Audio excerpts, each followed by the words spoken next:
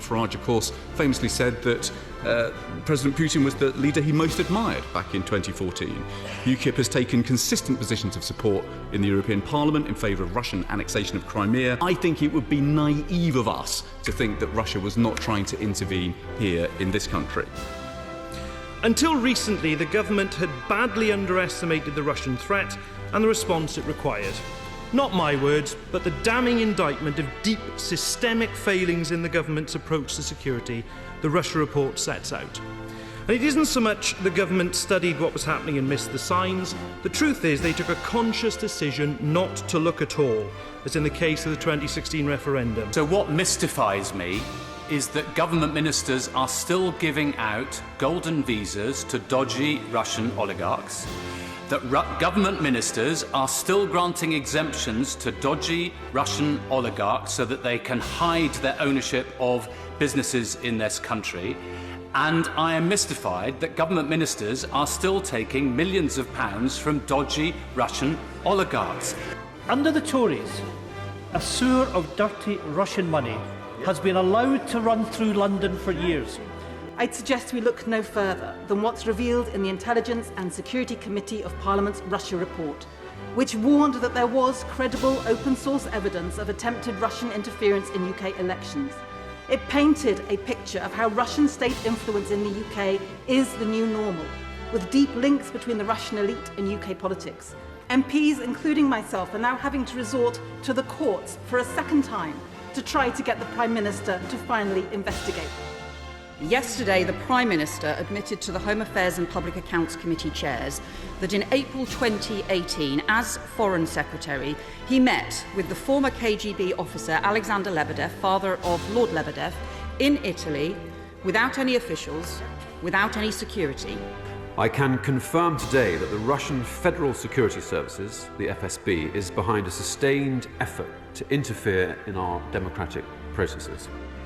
Over a number of years, we have witnessed Russia and its intelligence services engage in yet more open and more brazen attempts to undermine our security, harm our people, and interfere in our democracies.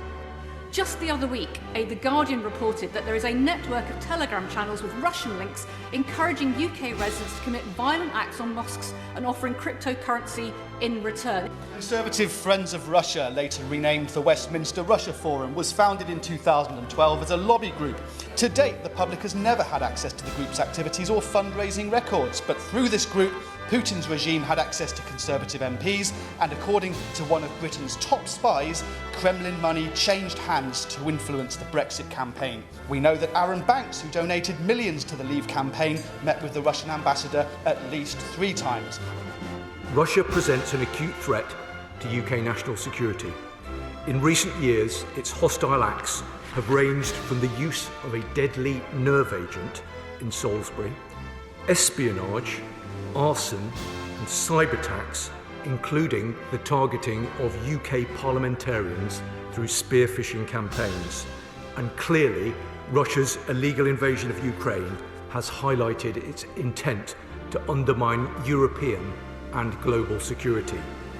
We face war in Europe, growing Russian aggression, new nuclear risks and daily cyber attacks at home. Growing Russian aggression in our waters, menacing our skies, their reckless actions driving up the cost of living here at home. Russia is at war with Britain, and the United States is no longer a reliable ally, says Fiona Hill, defense advisor to the Labour government. Russia is reconstituting its forces with Chinese technology and producing more weapons faster than we thought.